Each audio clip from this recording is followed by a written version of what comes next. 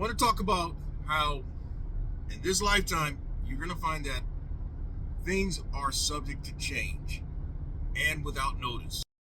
Today is Wednesday, May 14th, 2025. And if this is your first time checking out the Gig Geezer, or if you're a returning visitor of the Gig Geezer, thanks for coming by.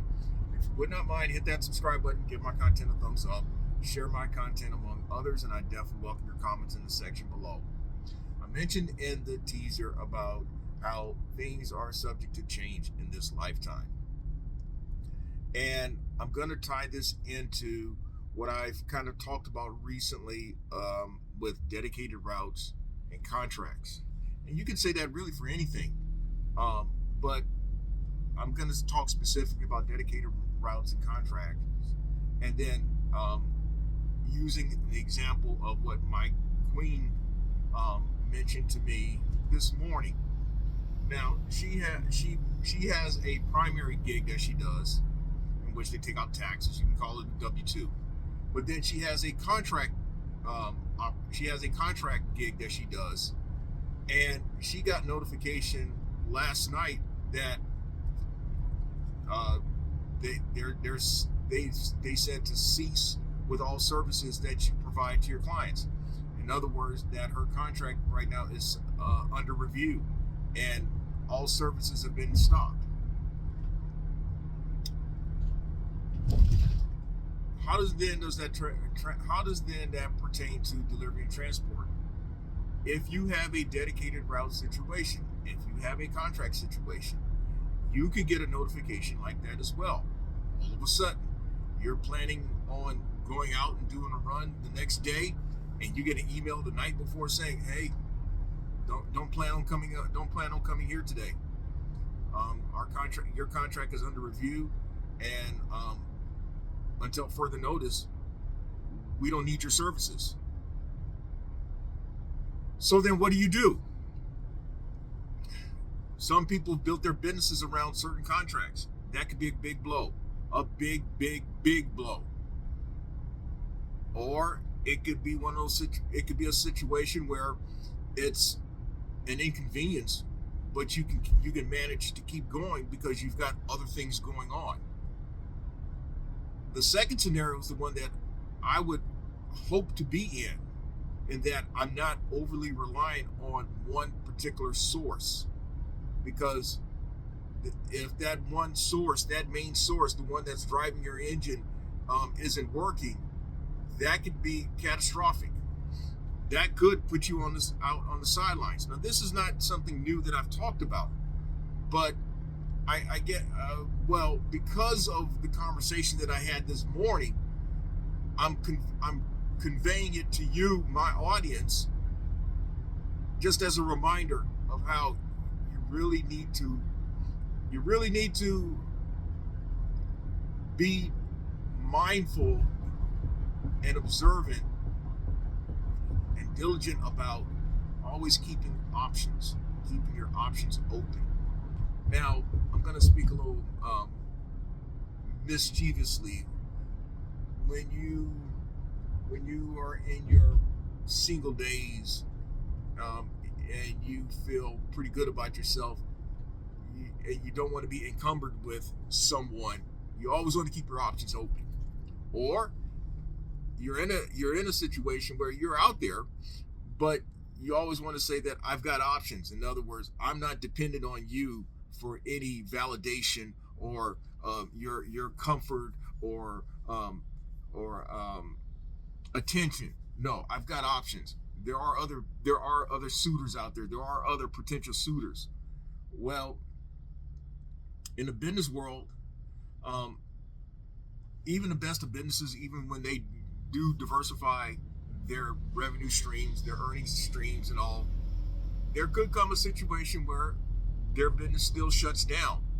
But many of us in this space, we're trying to build something. We're trying to sustain something.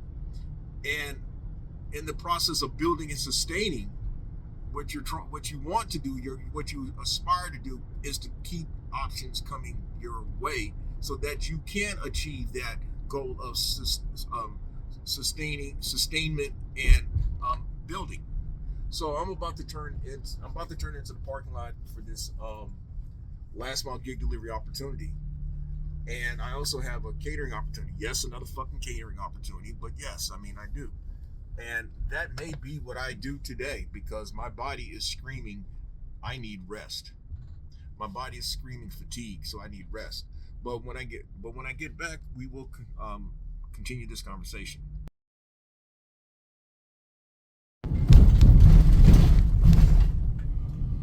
Okay, so I've picked up the items for this last mile gig delivery opportunity. It appears that the person's going to put in a mailbox, something that I've done before. That's something I've done before. That large, thick piece, that 4x4, is what you're going to use to put into the ground. And actually, you could use it depending on how high you want it. You can actually cut a piece of that 4x4 and use that as the base. But more than likely, what it appears is that the smaller slabs, the 4x1 the 4x1 by 6 is probably what they're going to use to put the mailbox on, sit it on that, and then somehow fashion it into that 4x4. But we're talking about body and fatigue, and then also about contracts and how things are subject to change. The fatigue part, I can't point any fingers at anybody but myself. I'm guilty of going after the money. I'm guilty of chasing the money, and I've subjected my body to some abuse sometimes, some situations where I go out and do let's say I go out and drive 400 miles on 2-3 hours of sleep, and I may do it 2 or 3 times in a single week. Now the money looks good, but that shit takes, as my daughter would say, your body's keeping score, and at some point it's going to hit that equal button, and it's going to require something of you in return, or it's going to take something out of you. It's going to exact something out of you in return. So there are days where you just have to accept the fact that, hey, you just have to not go. You just can't. There are days you just have to accept the fact that I just need to not go out there and do what I would like to do, especially at my stage in life. Again, I talk about how I ended up in the hospital for 2 days, and some of it was out of my own stubbornness, not acknowledging certain symptoms, or just not acknowledging an actual issue, like with blood pressure. I mean, I'd gone back and forth with my doctor for several years about blood pressure, telling him out, no man, I just got white coat fever, and no, you got blood pressure, man. You're just not acknowledging it. That's what it amounted to. And so now I've got my little concoction here that I need to take at some point this morning, and I take what I need to take, what I'm supposed to take every day. So a couple of medications I'm supposed to take twice a day. Hopefully by this time next year I won't have to take them. But there are 3 medications that I'm going to have to take on a regular basis. Anyway, now contracts, dedicated routes, subject to change. Yes, nothing is forever, and I think we can all agree on the fact that nothing is forever. It's just that things change. I happen to notice, like yesterday, I made a change with one of the load boards that I'd been on. I noticed that I was not seeing certain type of load opportunities come up. All I was seeing was a different type of opportunities. So just out of curiosity, I went off into my search setup, and come to find out that load board had changed some of the settings. I may have ignored it, but the settings were changed.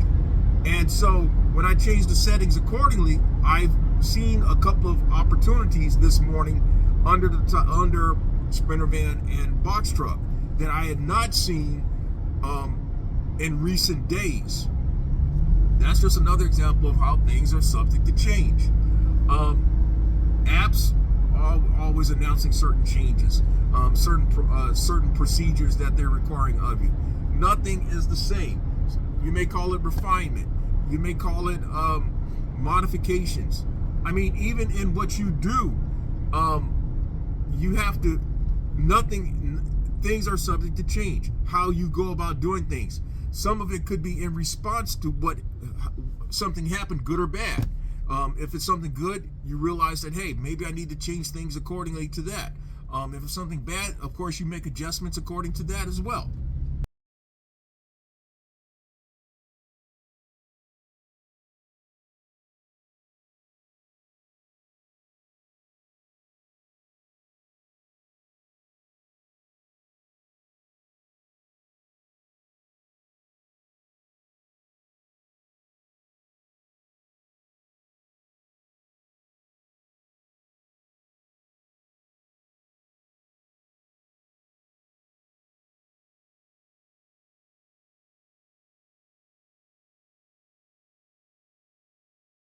So I'm resuming the conversation, not from the catering drop-off location, because what had happened was I happened to fuck around and catch a last mile gig delivery opportunity that's taking me to the same part of the state where I went yesterday, which would have been May 13, 2025.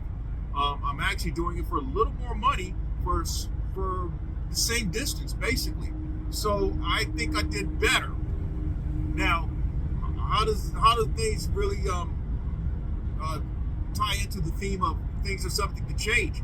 Well, hey, about an hour and a half ago, I'm talking about, or now almost an hour and a half ago, I'm talking about shutting it down for the rest of the day, and then money calls, and things are subject to change, and that's what's happening now. So I am less than 10 minutes from the pickup location, and so we'll pick up the conversation from there. But before I do that, I don't talk much about DOT and box truck shit because of the legality of things. I am, at this juncture, I'm now immersing myself into the regulatory stuff, the things that I need to keep up with if and when I am subject to a safety audit, or for that matter, even worse, a DOT inspection while I'm out here on the road.